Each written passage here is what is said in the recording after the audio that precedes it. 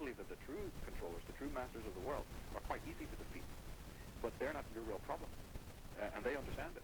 The real problem is the people in the middle who begin fighting amongst themselves, who try to strike out, you see, at the bringers of truth. This is where the problem lies. If the individuals would stop doing that and grasp the truth, it would be all the more easier, you see, to bring down the very few people who are actually trying or attempting to control the world, who are megalomaniacs and psychopaths who believe that they are better than everybody else. You know. The essence of my work is to make it, you know, my 30 years of research, you know, available to people so that in just a very short period of time, what I've done is try to condense, you know, the motive in my mind is always to try to condense a lot of very accurate and very sort of fringe information that is certainly not available in the mainstream.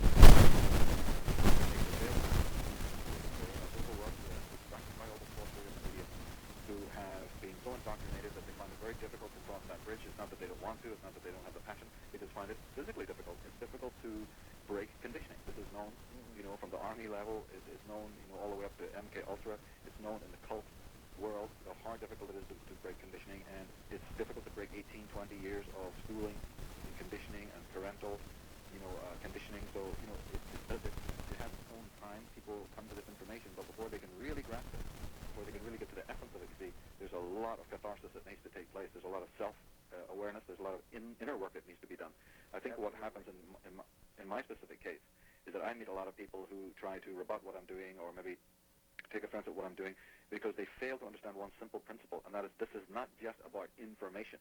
You're not just putting in your quarter and getting, you know, a printout. This discovery is a spiritual discovery. It involves a progress, a vertical progress. It involves the opening of the mind in a very, very deep way. It involves the opening of the heart, you see. It involves talking and listening to your inner guides. It involves a lot of spiritual homework, which may then, one of the first repercussions of that, of course, is that your mates down at the pub think you're a nutter, or your girlfriend thinks you're a crack, you know, and all of this kind of palaver. And a lot of people, you know, just like David Icke always said, the sheepdog barks, and everybody jumps back into the little square. You know, don't step out there. You know, stay where it's familiar. Don't threaten us. Absolutely. And this is a huge danger, you see. People need to overcome that. They need the courage and the bravery to continue on the path of enlightenment and of real truth, not just stand static like a fossil and wait for, you know, some authority figure, be it church or some guru, to come along and hand it to you. This is what people really want. The majority of the world is entirely static in their thinking, in their attitudes, and they will only receive something if it's handed to them on a silver plate by some expert, by some authority. And in this work that we do, you see, we're not posing as any authority. We're not posing as any type of, you know, expert or guru or whatever. And this threatens people. Then you have these inevitable backlashes, you know, of people who wish that you were, that you're threatening them. Your very existence, the very questions that you raise are deeply threatening to them and their status quo. When in fact it's not a threat at all. It's just a simple act of learning. As an entomologist would study butterflies, as a computer expert would study a new program. You know, it's simply objective study that is required. But again, unfortunately, because this is a spiritual journey, it involves the use of light, knowledge, light. You see, so you shine light in people's eyes, and they're either going to retract or they're going to try and smash that light that, you know, you're shining in their direction. This is, again, you know, one of the problems that we have, because I believe that the true controllers, the true masters of the world, are quite easy to defeat, but they're not your real problem, and they understand this. The real problem is the people in the middle who begin fighting amongst themselves, who try to strike out, you see, at the bringers of truth. This is where the problem lies. If the individuals would stop doing that and grasp the truth, it would be all the more easier, you see, to bring down the very few people who are actually trying or attempting to control the world, who are megalomaniacs and psychopaths who believe that they are better than everybody else, you know. I notice that there's more and more control. Cameras going up everywhere. You can't photograph the police. People are told they can't photograph subways and so on and so forth. It's getting pretty Orwellian. Can you help us to understand why there's, you know, what the power structure or hierarchy is? Well, it's partly to do with the age of awakening.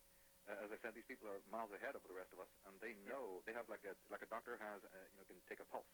These people have graphs, charts, they have experts, they have basically their own kind of sorcery, their own soothsayers, their own sort of social engineers who understand where society is going, that people are looking for answers, and so they don't just sit quiet. They have you know, 1,001 ways in which to countermand and counteract this kind of age of awakening. They're very worried about it in many ways. They have always been worried about it. They're deeply in fear of such an awakening, you see. And so they work overtime then to work on people's limbic centers of the brain, to keep them in fear, to keep them in anxiety.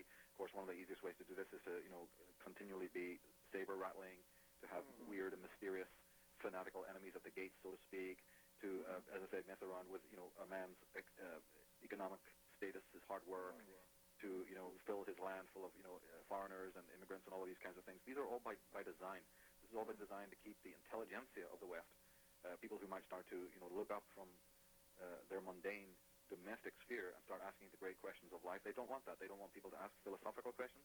They don't want people to ask metaphysical questions, and they don't want them to ask, these kinds of meta-political questions about what is royalty? Where did these guys come from? What gives them the right to set themselves up as some sort of overclass? Where did the idea come from? What's all the symbolism about? Why do they, live in this way, and why do they operate in this way? Why do wars take place? As you referred to my Atlantis book, I go all the way deeply into even the question of evil. What is evil? Where did it come from? Why are there wars? Why is there this megadeath? What on earth is going on? Is man just a barbarian, to continue massacring his brothers and live in this sadistic way, or is there something else we need to know about the phenomena of evil that maybe hasn't been told to us, you see, by establishment figures in the church and in the science, world science community? And I believe there are answers. It's when you start asking those questions that then you start to really see the veils of ignorance and lies come down, and you start to get a real picture on some of the most fascinating aspects, because of course history as it's taught in school is very dry, very boring, creates more questions than answers, But in the alternative world, and there have been fantastic scholars in America, from the Christian world and also from outside the Christian world, who've done amazing work on all of this to try and expose the hidden roots of the founding fathers, or even the entire American experiment. Because just like we can accept there was a Soviet experiment that dealt with social engineering, we got to realize that the American experiment has been ongoing as well. The downsizing of all the heavy industry, you see, the erection of these federal orgs, which are completely controlled from Europe. That these people who fill the history books and you see their pictures, they're not servants of America, they're not servants of democracy. They've been using these talismanic words for, almost over 200 years now to keep people in a state of complete and utter ignorance. Absolutely. Because remember, the whole communitarian, the whole collectivist idea is to abolish the self. These leaders at the top are the most communitarian of all people. They actually don't even possess a self. They're possessed in many ways. They have an ego, what we would refer to as an ego, which is a narcissistic center of consciousness, and they are very much involved with the clan. This is why the pyramidical system works for them. This is why the cell system works for them, is because no one person, you see, it's like cells making up this hideous corpus. Each of these people are in themselves disposable. They operate that way. A look at their psychological profile shows that, yes, they may pose as being great, heroic people, and they may bandy around terms like individualism and freedom, but as you've already cracked the code, when it really comes to practical purposes, that's not what they want at all. They're collectivists. They're fascinated by these sociological and communistic principles in which no man stands out, in which there is no true heroism, there is no true independence, and but they don't admit this openly. They try to put before you, certain characters, certain heroic philosopher types, you see, in order to make you think that they still honor that kind of thing. But as a matter of fact, what they're really doing is a war on consciousness, which is about erasing a human being's true sense of self. They have erased their sense of self completely. They're utterly dependent upon the matrix. They're like parasites in a way, and they're utterly dependent upon one another. They're totally dependent on the fear that they can elicit from people, you see, with all of their different sorcery. It's actually a war against true selfhood in the true sense of the word. I totally agree with you, and I understand what you're saying, but I want to find out what is the process that has occurred that has brought those people to that point. Were they just created that way? Did they choose? Are they part of another civilization that came here that just simply had no conscience and, were reptilian-minded? Or, because it seems like there's a lack of conscience and it's just a cold, anything goes. If you need to kill a president like Kennedy or King or somebody else, a word in somebody's ear and it's done. Well, you see, you're right. The dynamic is basically that the human sensibilities, like love and like a connection to the earth and all of these things, have been occluded by the lust for power and the lust for control over human beings. As I said, they're collectivists. And collectivist is not happy with just one slave. He wants two, he wants three, he wants four. He wants to see whole nations subjugated. This is, power is its own drug, you see. It's its own...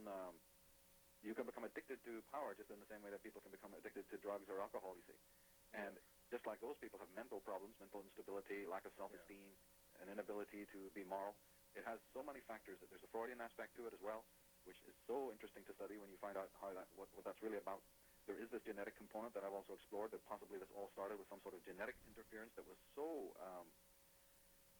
sinful, if you want to use the biblical term, but also so damaging, if you just want to use a general term, that the result of that interference caused man to be a schizoid being, and then he was subsequently also traumatized by the catastrophes that took place.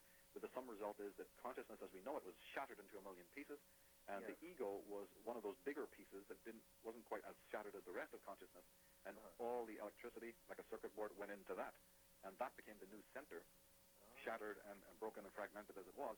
It at least was enough to sort of keep the lights on, so to speak. It's like, when the main generator blows, there's a sort of a sub-generator that comes on and maybe keep the lights on, but in a very dim way in the skyscraper. And that is what the ego is when, it's a pretty okay metaphor, for how the ego rules consciousness. The lights are dimmed, and this little janitor is pottering around on the first floor. He's over-officious. He wants to see your path. He's a stickler for rules. And yet at the same time, we owe him a great deal because he kept the building operating. He kept it clean. He tried to clean up the mess. So it's a sort of a bittersweet consciousness, reality, meaning. It's a bittersweet. That's why it feels like tension. It is tension. At one hand, we owe the ego a great deal, you see, for holding and gluing everything back together again, so we had some kind of awareness. But at the same time, the ego can be very infantile. It can be very dictatorial. And there are certain human beings, you see, who embody that particular ego level of consciousness. So to answer your question, how did this all come about? Those people who are sort of, the ego controls more, will be that much more, dictatorial, that much more fixated, that much more resistant to true change, that much more resistant to independence. Because independence is mistaken for possible potential chaos, insecurity. Because we are born from the fires of chaos. The ego is literally born. I've always described it as the ghost that arose from the grave of the self. And therefore, any kind of libertarianism, any kind of independence is very frightening to the ego. It rings off all the bells because the ego is partly in the right. It would say, look, we have to have order and security because don't you see what happened to us in the past? Don't you know how fragile the whole edifice is here that I've built? You can't be threatening with all these radical ideas. You can't be doing what you want, so get in line. Now you take that psychological syndrome to the external realm of the world, politics, even into the family, my goodness, and you will see that psychological syndrome is being played out in the physical world in endless ways, both in relationships, in school, in the way that hierarchies are set up, in the way that the governments are set up, in the way we design our buildings, in architecture. It has 101 permutations because, of course, all of life is a fractal. The part is in the whole, and the whole is in the part. And the ego being the one who's in control, we see its little face, its little thumbprint on reality. And that is why I always insist on, unless there is psychological change, you cannot expect to see sociological or military change. Even if you think you've created it out there, it won't last. There's a default button, and your little good that you try to perform politically or whatever is just going to be erased because you haven't dealt with the program itself. You haven't dealt with the core drive that's sending all of this energy out, just like a projection of consciousness. Everything you see is a projection of consciousness. And so the leaders we elect, the religions that we believe in and fall on our knees in front of, and the political and economic systems that we allow to pray over us, they're actually manifestations of our own consciousness. A man who is infirm, a man who is weak, a man who's out of his center, a man who has no opinions but what has been handed to him by the media, this serves the sorcerers. He's weak. He's blinded. He's reliant on his fellows, you see. This is why they perpetuate this particular kind of control, because it makes the slave easier to manipulate and control. Yes, absolutely. So how do we begin to become more aware, more conscious? And how does the heart play into that, opening our hearts, and how is the heart related to our consciousness? Well, you see, the most elevated and brilliant thing about a human being is his reason. I'm not going to get into spiritual mumbo-jumbo and abstractia, like talking about soul and all of these kinds of things. We need to be very much understanding, because first of all, that's a very private thing as well. It has nothing to do with the collective situation we find ourselves in. Man has been given reason, and what has happened is that his mind, his brain, his thinking, and his heart have not been guided by reason. But to be more concrete about what you're asking, it's a very simple thing. In order to understand what is going on, the salvation is education. It is studying the predator. In the same way that a hunter needs to realize that if there's a tiger stalking on the long grass that's been eating all his lambs and been even preying and killing the villagers, and the hunter's job is to understand what kind of a predator we're dealing with here. Before he can kill it, he's got to understand its way. He's got to understand what goes on in its mind. He's got to diagnose it. He's got to find out what its habit patterns are and use those against it. We are, again, as I said, only beginning that process. But great strides have been made. and it's not a single study. As we said, it encompasses many threads. And what we basically do is to gather data, just like any detective has to do about a criminal. You don't become the criminal by going in and, trying to, in some sort of gung-ho way, confront him, because, he's, first of all, he's already wary of that, and secondly, you're no better than him. The way to take it out, that particular, pestilence, is to understand it. I've always described it in biological terms when I refer to things like psychic immunity, how people need to strengthen their own immune system, using the metaphor from holistic therapy. The idea is that that's knowledge. Knowledge is what strengthens the body politic of the human race.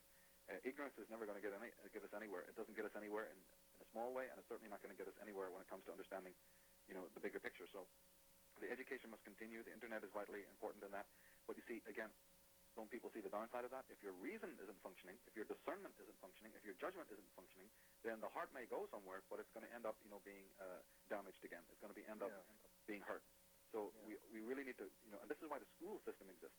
As people like Taylor Gatto have shown, and so many others have shown, the way that the education system is set up is not to teach kids, how to think, is to teach them what to think, is to make sure, in fact, that they don't think. So we have to also combat that, where people need to pick up the slack on their own time, go to the resources, go to the internet and all of these things and books, and learn themselves what has been hidden from them, and not rely on the authority figures at all, not in religion, not in science, and not anywhere else. You are the science. You are your own, savior. You go there. If you find some guidelines in the external institutions, so be it, that's fine. No problem with it. I'm not against people's individual belief systems, but what I am against is the institutions, the parasitical, lying, hypocritical institutions that have set themselves up in the name of truth. And that's why in this age of awakening, you see, we can start getting, as Jordan Maxwell has often said, go to the understanding of the thing, go underneath it to understand why these institutions have arisen, promising truth, promising paradises tomorrow, just like the politicians do, in politics. I guess everything in the world gets worse. It's because man has been slowly conditioned to relinquish his own responsibility for his own life, and then he's running around trying to fix everybody else. Yeah. Well, when I said that people have relinquished their reason and their mental capacities, they then rely on the emotions, and they rely on the limbic realm, and they rely on the security level, which is a very low, level of consciousness. This is where religion comes in. Religion just hands you the pre-digested, orthodox, fixed, templates of existence. Of course, this was good in the Middle Ages, and unfortunately still people, their minds are still back as it was in the Middle Ages. They still want this. Right. And this appeals to not the reason, not to the intellect, but to the fear, to the envy, to the anxiety, to all the lower emotions of man. These religions cater. Those people who've relinquished not only their independence, not only their true selfhood, not only their true light, their true soul. Actually, their true soul is dead. These are the self-murdered people who'd want to go towards any of that stuff. And this is what then, that's why these institutions are murderous. And the people spend their life trying to justify the criminality of these religions and trying to bash anyone who comes along, to accuse religion. My God, how psychopathic can you get? As I said, there has been a war or act of genocide that hasn't been endorsed by these religious figures down through time, over and over again. Yeah, it's beyond belief. It's just beyond belief. I get this email from people all the time, and when I say all the time, I mean hundreds a week, in which they're asking this. What do I do with my pals? What do I do with my girlfriend thinks I'm a nutter? And I say, listen, you shouldn't even be discussing what you're into, because this is spiritual. It's an occult subject. Carry on, do it on your own. And one day, when they turn around and say, hey, what are you doing? I'm interested. You put it in front of them one time, and you note their reactions, and you do not proselytize, you do not evangelize. You just say, this is my private study. Let me share with you a couple of details. And you do that eloquently, and you do it with the facts. And then when they respond positively, you take the next step. If they back off, you back off. Yes, absolutely. That's the way to save your energy, to continue the study. That's also respecting their boundaries. Absolutely. And if they come back at you with a lot of rebuttal, well, listen, they come back at you with a lot of rebuttal for being into anything. So, don't get hot under the collar about it. Just go, thank you, that's your opinion. I'm glad I note that. And carry on in your garret or your, garage, studying and doing what you need to be doing, and keep it with the utmost sacredness. It is not for the Johnnies down at the ballpark. It is not for the pals and the buddies at the beer, at the bar. You can talk about certain superficialities, but they want to watch X Factor. They're waiting for Bill O'Reilly to tell them what it's all about. All right? Yeah, exactly. What are you going to do to wake people up? Except like you're doing, do it slowly, do it patiently, do it lovingly. Have radio shows, have blogs, have websites, have books. Take all the flack that they can throw at you, the ones who are closed-minded, and just keep on going, because we don't serve humanity. We serve truth. And each new neophyte who steps into that light is part of that, journey. But we're not into creating cults. We're not into creating collectivized groups or anything like that.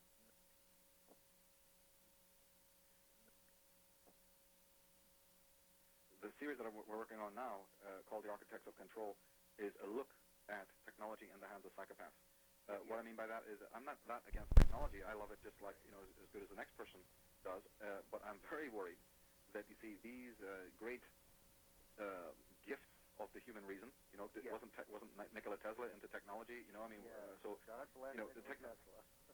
Yeah, and we have people like Buckminster Fuller and what have you. So, the people who built the Parthenon, the people who built the pyramid, were into technology, but they weren't psychopaths. They were spiritual adepts of a very, very high level who knew how to create the models, of rectitude that people could follow. What we're having